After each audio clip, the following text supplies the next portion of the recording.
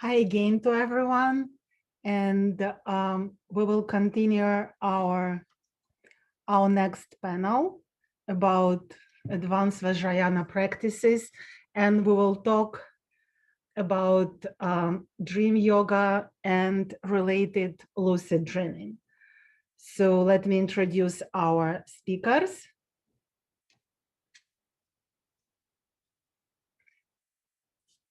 And Benjamin Baird. Ben's area of expertise is in the field of cognitive psychology and cognitive neuroscience, and his research spans several interrelated areas in human cognition. And Ben investigates these topics using a diversity of methods, including behavioral testing, electrophysiology, neuroimaging, and related techniques. And Ben is research scientist at the Center for Sleep and Consciousness in the School of Medicine and Public Health at the University of Wisconsin-Madison. Ken Peller, our next panelist. Ken, professor of psychology, director of the cognitive neuroscience programs, James Padilla chair in arts and sciences at Northwestern University. Ken is doing research on memory, and recently he published extremely interesting paper on lucid dreaming and how lucid dreamers communicate during their dreaming states. And Michael Sheehy, research assistant professor in Tibetan Buddhist Study, Department of Religious Studies, and director of scholarship, Contemplative Sciences Center, University of Virginia. So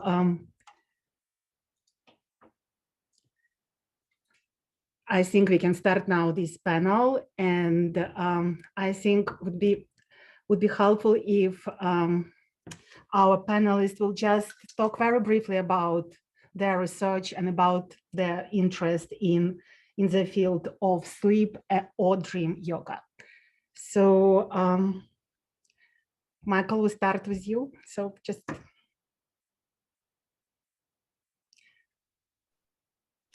Hi, thanks so much, Maria.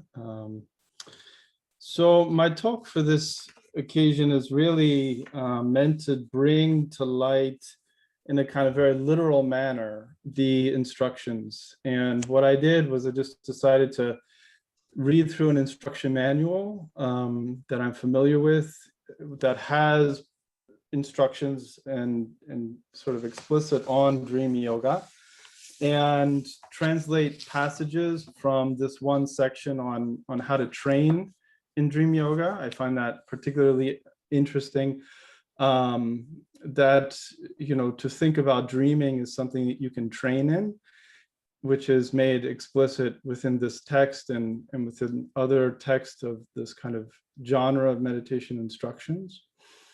And then my job, as I saw, was to really highlight different dynamics that are happening within these instructions. What are they saying about dream yoga, about the processes of inducing dreams, lucidity, all sorts of issues around the imagery that they're using, the kinds of imagery they're using is very intentional. And the language that they're using, you know, in Tibetan is very intentional. Sometimes it's meant to invoke a kind of thinking about how you're undertaking these processes. And then the other dimension that I wanted to highlight was embodiment, and how that this is, even though you're asleep, it's understood to be a highly physiologically induced process, and that there's a connection between the body and the mind during the sleep. And that's, at least, you know, in this literature, it's made explicit, and they make references to the body and how you use the body to induce dreams, what happens with the body, what you do with your body, your dream body, so on and so forth. So this isn't a disembodied kind of experience. It's deeply kind of, an embodied process. Now, there's a lot more to say, but you know, I just sort of wanted to highlight one text as an example. Dream yoga in Tibetan practice at large and the tradition at large is manifold. There's all sorts of ways to refer to dream yoga. There's multiple practices. This isn't meant to be exclusive in any ways, just sort of exemplary of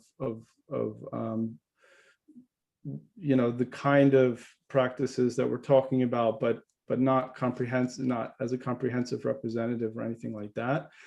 Although I do find that this particular text, which is pulled from the Shangpa tradition of the 6 yogas of Nuguma, which are very similar to the 6 yogas or dharmas of Naropa, is explicit. I mean, it's particularly descriptive in how it talks about dream yoga. So I thought to pull from this would be sort of fun and of interest.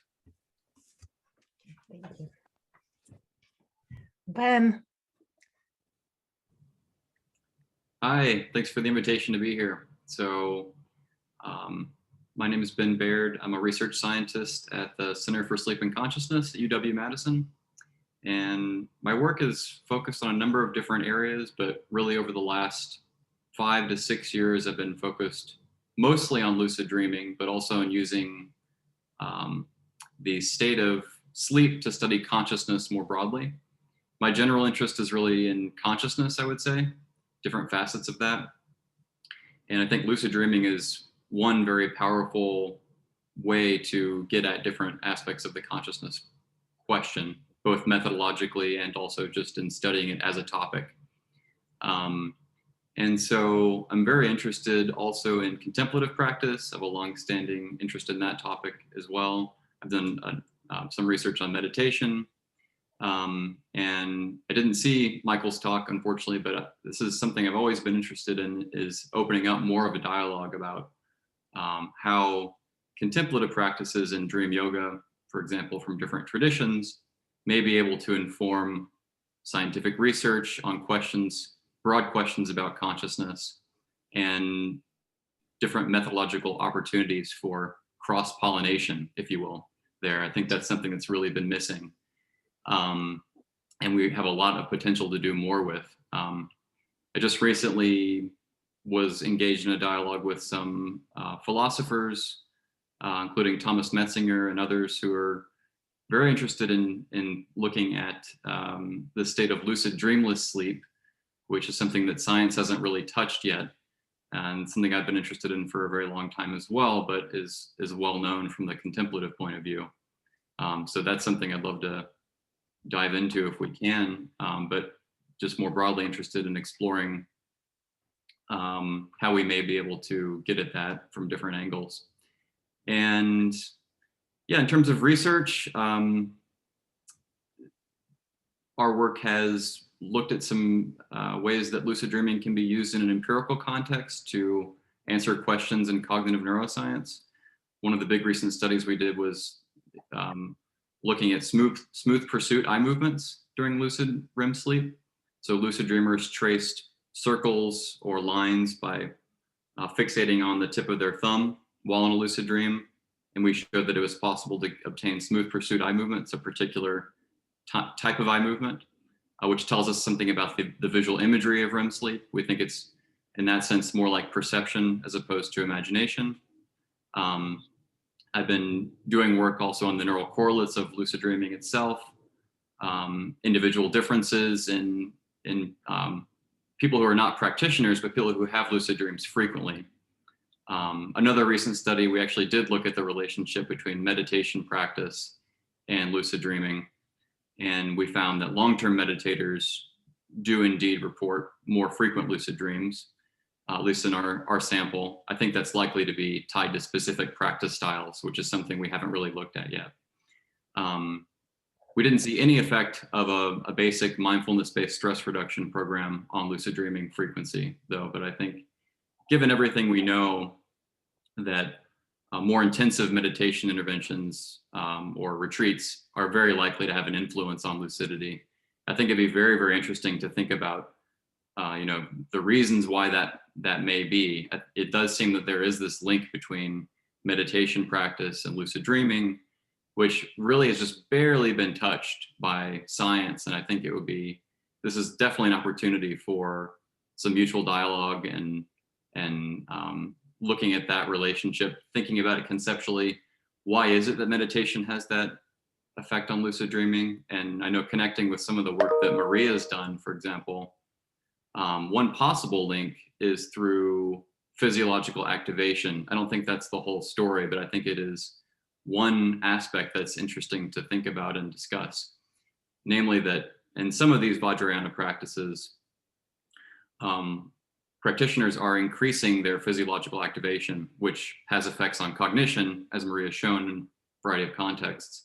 But we know that lucid dreaming, one of the, I think the clearest findings from the Western scientific literature on lucid dreaming is that lucid dreams are associated with increased markers of increased physiological activation in REM sleep. That's one of the things we pretty much know for sure at this point, I would say. So there's a potential connection there as well. But I think also, you know, just broadly constructs of meta-awareness, for example, and you know, recognizing our mental states as mental states, for example, just becoming more reflectively aware of the content of our minds. Training that discerning mindfulness. And also one thing that hasn't been touched at all is thinking about how meditation may influence the capacity to continue in a state of lucid awareness once you've gained lucidity in a dream. And I think there are some very obvious links there as well in terms of training mindfulness and attention and some of the cognitive capacities, as we would describe them, that are trained through some of these meditative practices. So I think, you know, this is such a great opportunity to have a dialogue about a lot of these things. I'll stop there for now. There's a lot more to say, but. Thank you, Ben. And Ken? Hi. So all those topics Ben was just talking about are all of interest to me as well. So I'm also a cognitive neuroscientist. My research is focused mostly on memory and sleep. And I've been struck here by this workshop. It's a group of people with very different backgrounds. We also don't all have the same goals. There's sort of different goals about, you know, why you would measure EEG, or, you know, the various methods people use. And we probably need to think about that more, about, you know, when we're asking these questions, well, what sort of things are we trying to learn? Are we trying to characterize what the Vajrayana practitioners are doing, or do we want to sort of extract, I don't know, the active ingredients of their practice? I think that's tricky. I mean, I really learned a lot from Michael Sheehy and from David Germano to really think about the context of these practices. I think it's really important to keep all that in mind, that, you know, they're embedded in this history and the type of culture that they've been used in, and we have to understand sort of all of that. So we need people like Michael to sort of clarify that. And I was fascinated by the example of the different type of practices within dream yoga that you talked about, Michael, and I want to know a lot more about them, the ones you didn't get to explain in detail as much. You know, like the transforming and, you know, all these different things that you were describing help sort of disrupt body habit patterns and sort of, you know, really pushing the mind to a different place through, you know, a set of different steps, a set of different things that are going on in a wide context. So it has so many ingredients, and it's interesting to think about that. So in my lab, I've been trying to understand sleep a little bit and how it contributes to memory, and then also dreaming. And one of the ways scientists like to ask questions about that is to try to mess with it a little bit. And so we do this, you know, changing what's happening during sleep or during memory, and then look at the effects. So we're tinkering with what's happening, and, you know, pushing particular types of thinking in people. So that sort of is one of the prompts for us to try to induce lucid dreaming. So how do you provoke a lucid dream? That's, you know, Ben has emphasized a pharmacological approach. We've been using this sensory stimulation approach, which I think holds a lot of promise. And with these, you know, all these types of methods together, we can probably say a lot more about lucid dreaming, because really it's been too hard to study. It's been too rare, too difficult to get in the laboratory. So we still have a lot to learn about it. And but these methods of provoking different types of activities become very interesting, because it opens up a lot of experiments, like, you know, the Ben's experiment with following the thumb and doing the tracking is one example, but we have so many more we can do if we can instruct people during their dream about what we want them to do, because then that gets rid of some methodological problems. You know, if you give the instruction before sleep, sometimes that'll work, but it also has the effects of whatever you were doing before you fell asleep on top of whatever you did during sleep. And disentangling everything is a little trickier. If we can control things during sleep, we have a lot of cool opportunities. And then we're kind of asking questions about, well, what is this different state like? What's possible? What's different? And maybe getting back to, why are we dreaming anyway? And what's that happening in the non-lucid state? But it's sort of, I think we're kind of just opening the door on the verge of a whole set of things. And so for me, I love to be able to put them side by side. You know, what are we doing in lucid dreaming here, and what are the Vajrayana practitioners doing in their practice, and just sort of seeing how it plays out and all the different things, and we can compare it. And, you know, there are even some, I'm reminded that one of the attendees is my colleague, Jonathan Baird, and he's really in tune with Western lucid dreamers and all the things they say they do that are just kind of amazing. I mean, there are probably some enhanced cognition examples there too, although they're not sort of studied in the laboratory and we don't quite know what to make about what they do, but they also have amazing experiences that, you know, could be looked at and kind of put alongside. So I think we have a lot to gain by putting these, you know, different types of things together from both the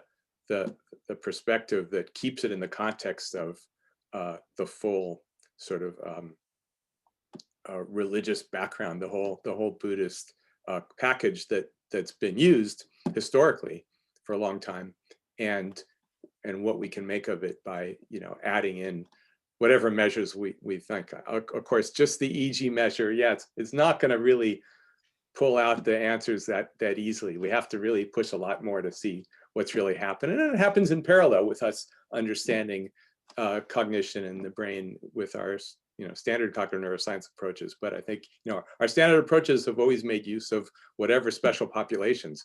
In my case, sometimes it's amnesic patients, sometimes it's people with superior memory and incredible skills. And this is sort of another example like that of what we can learn. So yeah, let's talk a bit more.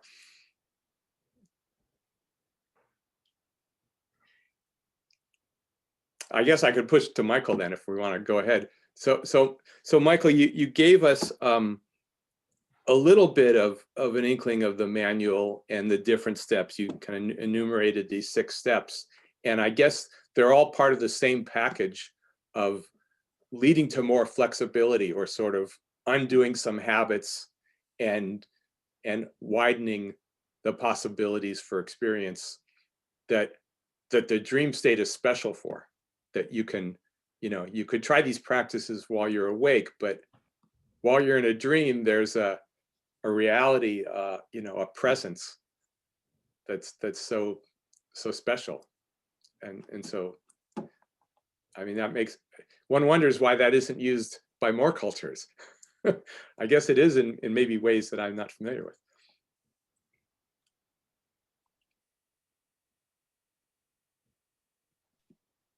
Yeah, so one point here to talk about dream in context is that that the practitioners in the tradition that the dream practice or dream yoga practices emerge from is very interested in using similes or metaphors to understand, and that it's understood that language and experience aren't one-to-one correlations. So the idea that there are metaphors or similes to describe experience is very useful by the Buddhist tradition. And we find this from the earliest literature we have. In the suttas, we have descriptions of these 5 aggregates, you know, that come together to congeal this felt sense of an autonomous individual self being described as an illusion. And they build on that. They build on all sorts of language, of metaphors and illusions and really similes, that it's like this and it's like that. It's like an illusion. It's like a bubble. It's like a dream. It's like a magical apparition. And then by the time this cultivates through the Indic tradition, and we find it throughout the Prajnaparamita sutras and really kind of elucidated with the language of emptiness and Madhyamaka and Yogacara, and it blends with understandings in late Indian Buddhism around what I'll call cognitive illusion, that there's cognitive operations that distort our perceptions. And the practice then, by the time Tantra evolves, and certainly what the Tibetans or the sort of broader Vajrayana Himalayan tradition develops and takes these ideas and runs with them and develops all sorts of practices, although many of them are there in the Indian tradition that they're evolving and developing, are based on this idea that dreams, for one, but other types of illusory experiences or illusion-like experiences can be used, can be harnessed in order to induce and simulate experiences that are going to disrupt the ordinary ways of being in the world, the ordinary habitual self-perceptual patterns, the ordinary habits of awareness. So you already have these kind of latent language and ideas that become evolved into explicit practices, that it's not only dream as a simile, that life is like a dream, but you're actually taking dream and using in these Vajrayana practices, all of your time, right? Awakeful time, sleeping time. It's understood that there's ideally that there's a continuity between waking and sleeping. And that continuity, the underlying continuity of experience, of consciousness, we can say, is understood as a constant or continuous opportunity to cultivate an understanding of how these metaphoric ways of living in the world are.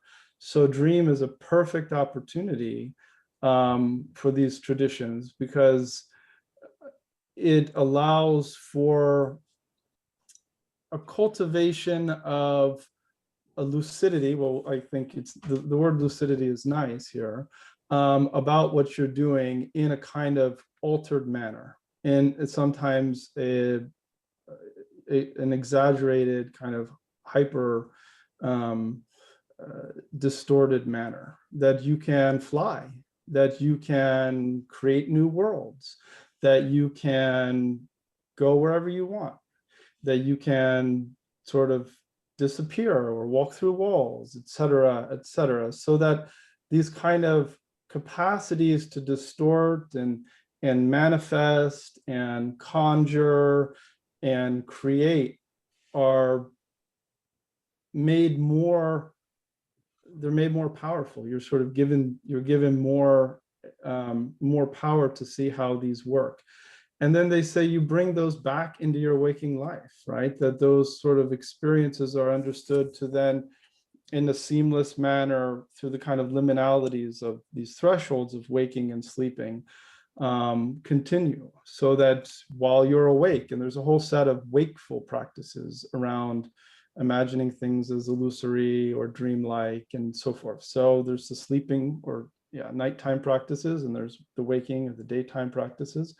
And again, it's sort of to play on this liminality between waking and dreaming, and to play on the similes that this life is like a dream, and how is it like a dream? So then there are all these kind of cues that you set up as a practitioner through the day, through the night, through the day, through the night, in repetitive patterns or cycles of days and night. They call them cycles of days and night. So that the whole practice is not understood to be something that you do as a sort of one time thing that's 20 minutes or 40 minutes, and then you're sort of out there in the world. No, you may do intensive practice, and you certainly do in what's a session, what we'll call a session, a tun, but then you cultivate that and you expand that. And dream yoga is understood to be, can be practiced on its own, but it's typically practiced as a sort of in this kind of programmatic fashion, where you're sort of cultivating these continuities between day and night. And I heard stories that some of, very experienced Vajrayana practitioners can be lucid throughout the whole night. They don't, what do you think?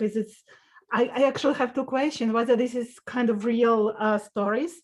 And the second is whether it's even possible from cognitive neuroscience perspective, right? Because Michael, are they really saying that, that they keep lucidity throughout the whole night and day? So there are claims that people become highly lucid for extended periods. I mean, there's even claims in the Tibetan tradition and stories about people just sleeping all the time or being in a sleep state. Now, that's very interesting, that they actually have, there's actually a story of a Lama, he's no longer alive, but he lived in North India. And the Dalai Lama had to send a messenger to go wake him up and tell him that in order to spend more time being awake and that he couldn't just sleep all the time. So there are these stories of sort of people who are dream yoga practitioners who spend, extended periods in sleep states. But then the question to Ben and Ken, is it, as far as I understand, lucid dreaming happens during REM sleep, but then extended period, according to the stories, mean also lucid dream in slow wave sleep. Is it even possible to have a lucid dream or dreamless state in slow wave sleep? Or what do you think about it? I don't think we rule it out because it's been too hard to study. I think now that's a target to study. Is there a dreamless state that's different in slow wave sleep? So does I don't know, Ben, maybe you have a different view. Do you think lucidity has to disappear because of the, with the, let's say Tononi's idea of slow wave sleep, you're not going to have consciousness then, so it's got to go away? Is that right? Well, it's interesting to think about how these map onto each other, because this really is a kind of collision between the edifices that science has built up and also the edifices from the contemplative traditions, which are mostly experiential, because there's really no notion, as far as I know of, I'd love to be wrong on this, but as far as I know, there's no sense of actual sleep stages as we would classify them based on our physiological records. So, we have REM sleep and non-REM stage 2, non-REM stage 3, depending on slow waves, but I don't think there's any of that. And so this discussion about whether there could be something like lucid dreamless sleep is somewhat, how it maps on to our sleep stages is just completely, I agree with Ken, it's just, we have no idea. I think the first reaction is to say, well, it's deep sleep. If it's true that people are maintaining lucidity across the entire night, then I think that's plausible. But there are other ways of entering the state, one of which, as many people I'm sure are aware, I'd love to hear more about methods for this as well, is of dissolving the dream, an ongoing lucid dream. You let the contents dissolve as an actual practice as part of dream yoga. And you can find yourself in a dreamless kind of state, a vacuous state, which has some qualities to it, but nonetheless has no particular experiential content in terms of cognition or perception. So it could be that there are states that we would call in some sense dreamless, but they could be still in REM sleep, for example, if you're doing this dissolving, or perhaps the sleep stage would change at that point. On the other hand, there's a lot of, if people are maintaining awareness at the beginning of sleep from the waking state continuously, they're walking that line into sleep and maintaining awareness, there would probably be more plausible to think that they are entering more of a non-REM, deep non-REM stage of sleep with lucidity. If they were doing so, I agree with Ken, the challenge is how to show that. It really hasn't been studied yet. It's definitely tricky. The way of, the way that lucid dreaming was experiential, or it was scientifically quote unquote proven, was through these pre-agreed upon volitional eye movement sequences, which you look left and right in the dream in a specific way, which shows these very high amplitude, very distinct ocular signals, which are on a physiological record, while we can see the person is in physiologically, clinically defined sleep. But in a dreamless state, and it's hard to know if the eye movements would work there. It seems like that would be difficult if you're not embodied in a dream body to do that kind of movement.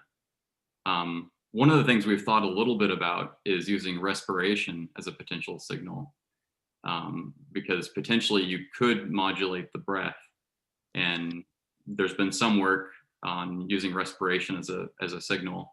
So that could be one way of looking at scientifically trying to validate that state. I think it would really be groundbreaking if we could do something like that.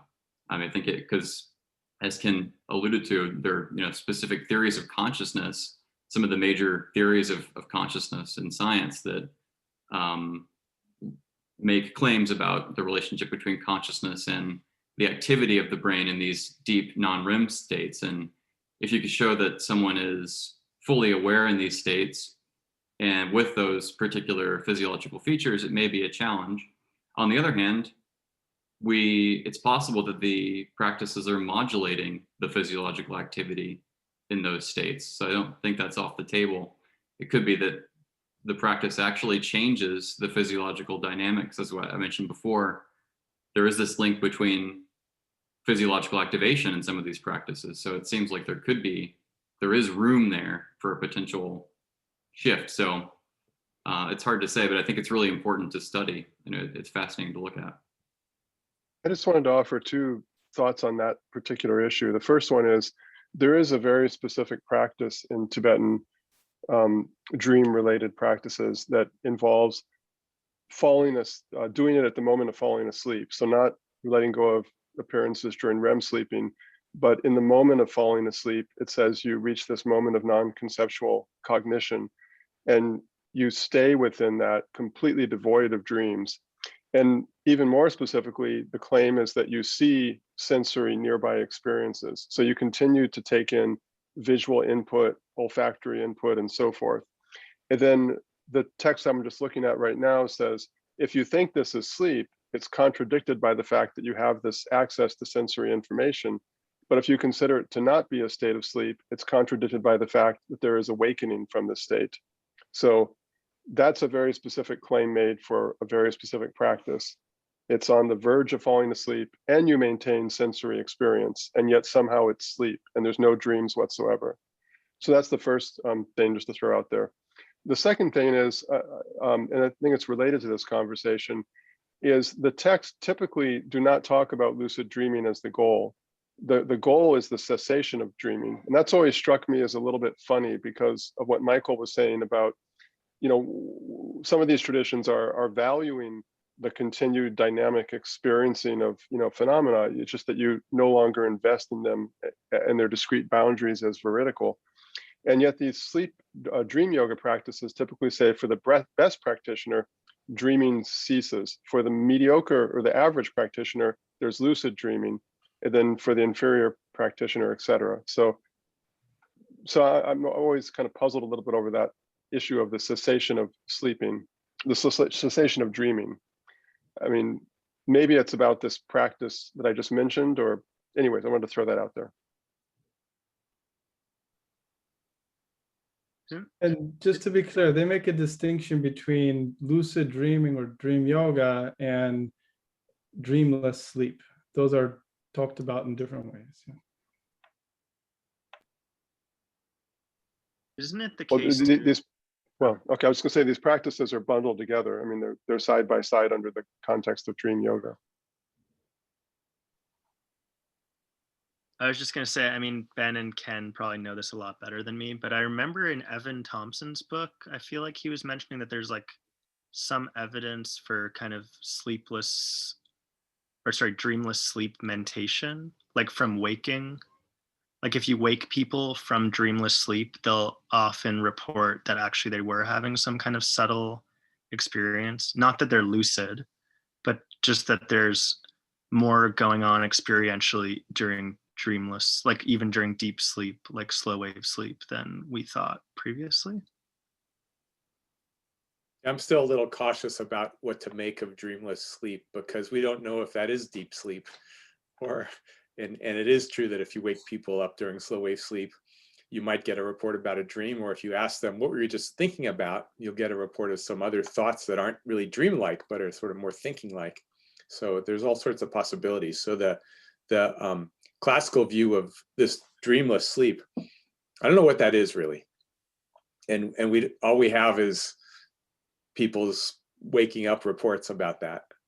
So we need to know a lot more to really understand what that is. And likewise with David Germano's point about, what happens in the transition. I mean, the transition from wake to sleep is pretty interesting too. And there may be some ways that transition is interesting, and some people, it'd be interesting to get a handle on that too. Very curious.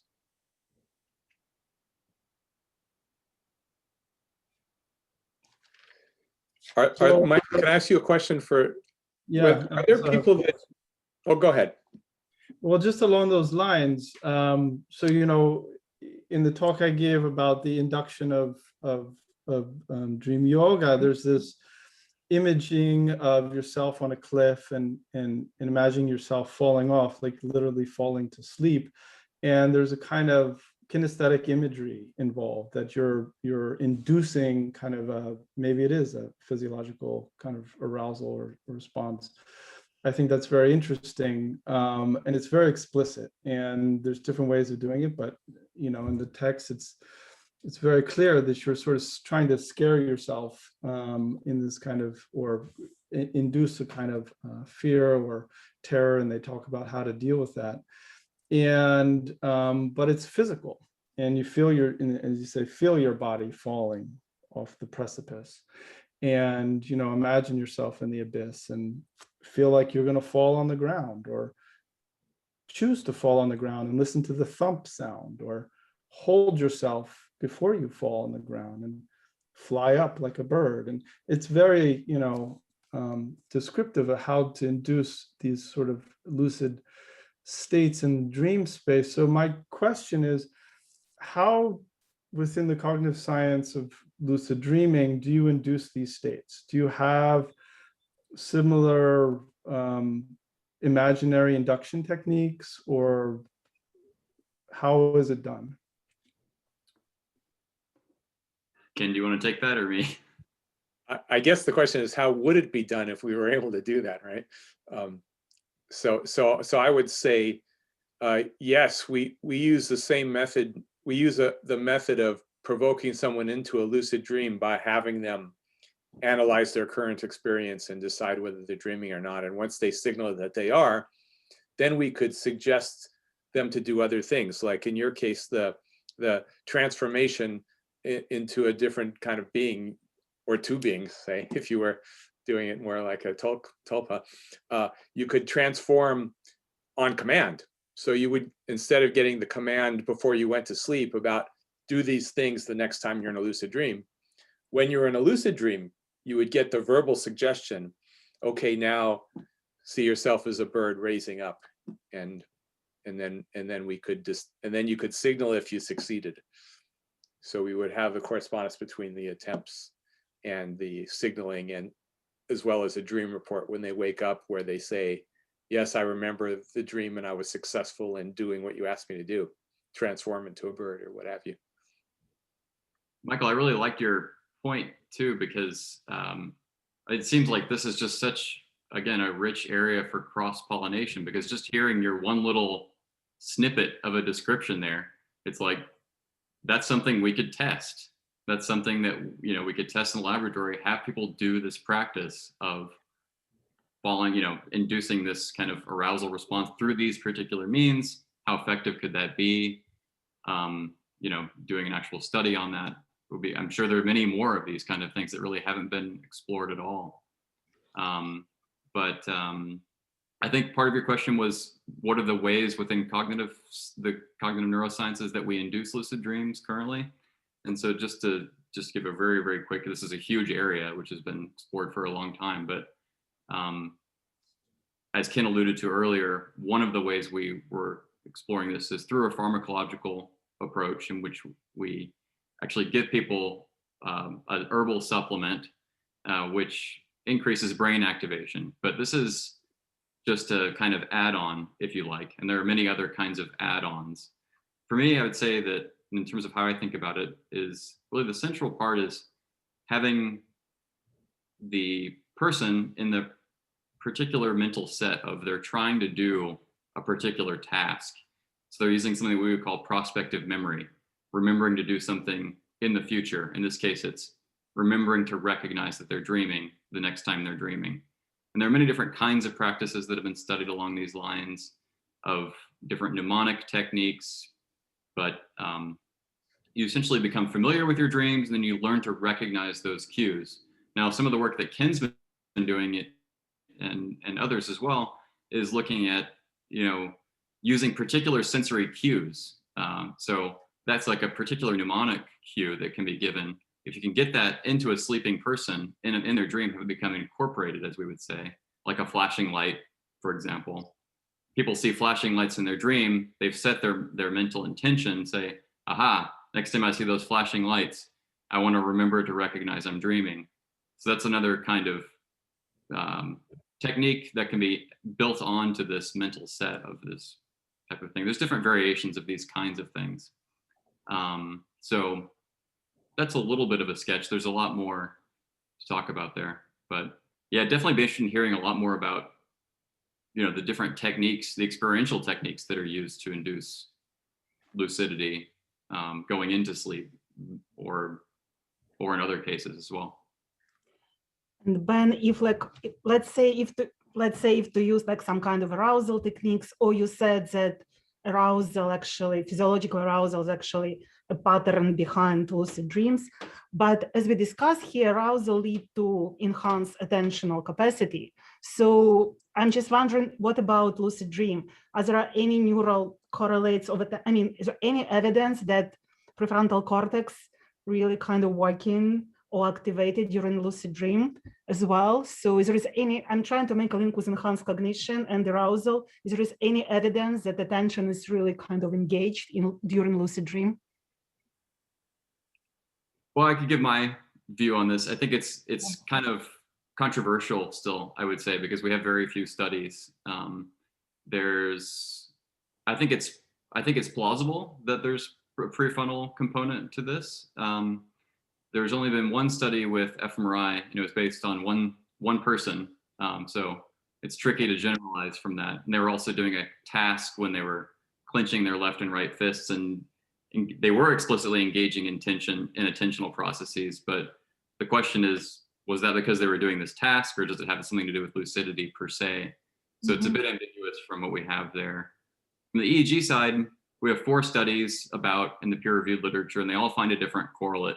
One of them finds increased 40 hertz activity in some prefrontal regions, but we've been looking into that further, and there's some issues with correcting the myogenic component of the EEG with the muscle activity in the front to do with the eye movements, which we know are also increased.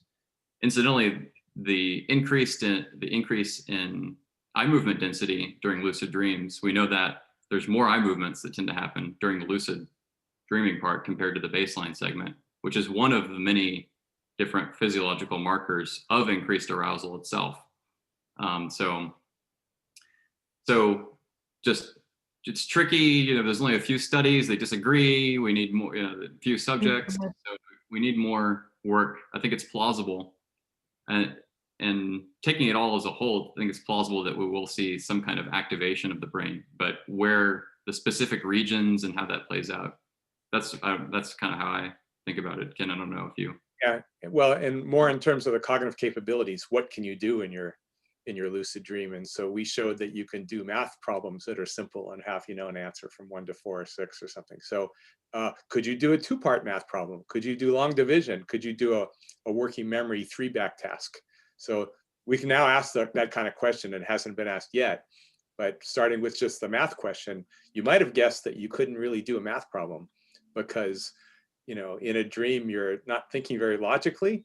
So perhaps the logical capacity to compute a simple math problem might not have been there, but it seems to be there. So we have that, you know, that first step, but there's certainly a lot more you could ask about what you can do. It's going to be tricky because in a lucid dream, you might just get distracted by something interesting happening in your dream world and not be paying attention to the task we're trying to give you. So, but, you know, we can go through those challenges and ask that kind of question. Which brain areas are active and what cognitive capacities do you have?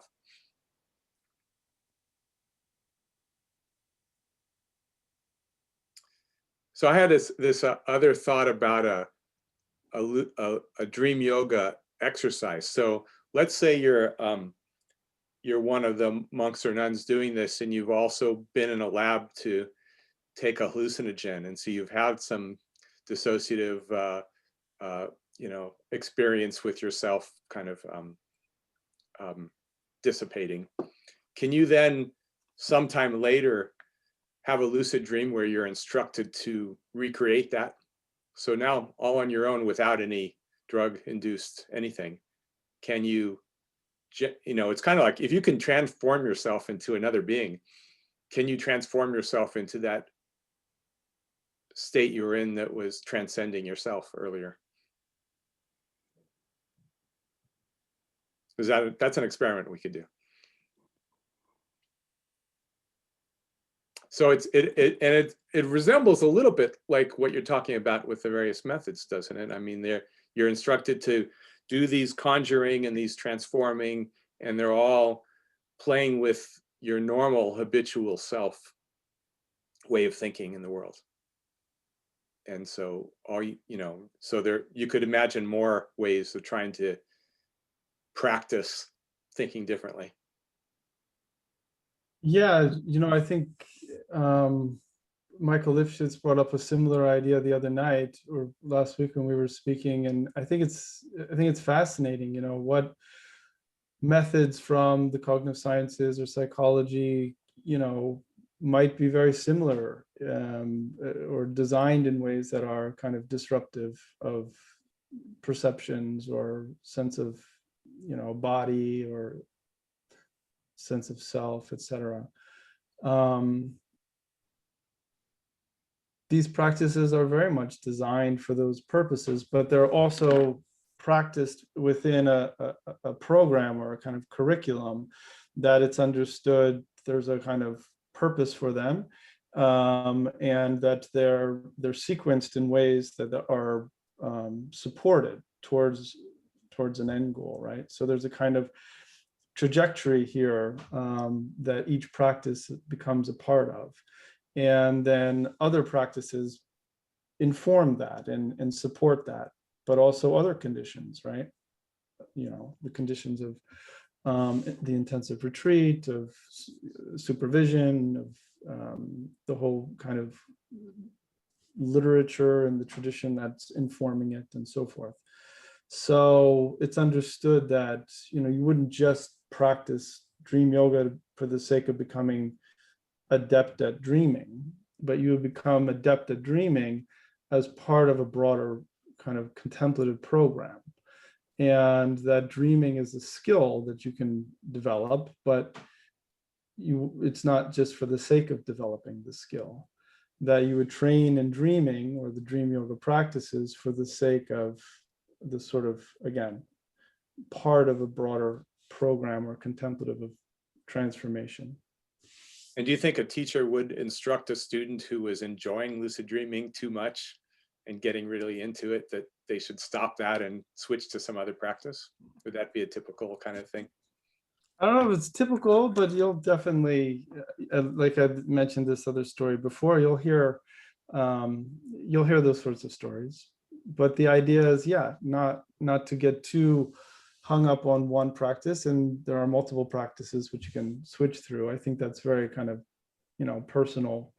And again, that these practices are and occur and are practiced within communities, within contexts of supervision largely. is really part of that, that there's sort of guidance for, when you would move on, or when you would sort of emphasize certain aspects of a practice or emphasize them less, and so on and so forth. And also the stated goal is the cessation of dreams. That's just says it over and over. So that if you're fixated on the lucid dreaming, that's not what the practice says it's about. It's just a transitional goal to the dreams ceasing. Now, is that cessation of dreaming with, for lack of a better term, lucidity, with that ongoing awareness without dreaming, as in lucid dreamless sleep, or just shutting off the lights? Yeah, well, that was my question. That's why I raised it. And the one thing I did find is that practice I mentioned, which involves lucidity in a state of sleep without any dreamed content. And I was wondering, is that what it means when it talks about dream ceasing? But I'm not quite clear on that. Yeah, and if Michael, I could put a question to you also, because in the information I've received about dream yoga, which is mostly through secondhand, Western teachers, self-ascribed Western teachers of Buddhism, various kinds, who talk about this. This aim of getting into a lucid dreamless sleep state does seem to be one of the emphasized points of that the practice is heading towards that. That's one of the aims of doing this. Lucid dreaming is just kind of a platform for getting into those deeper contemplative states. Would you say that was accurate? And could you maybe comment a little bit more on how you would see that lucid dreamless sleep state fitting into the broader contemplative program? So dream yoga is used in different practice curriculums. We'll call them kind of curriculums or programs, sequences of practices.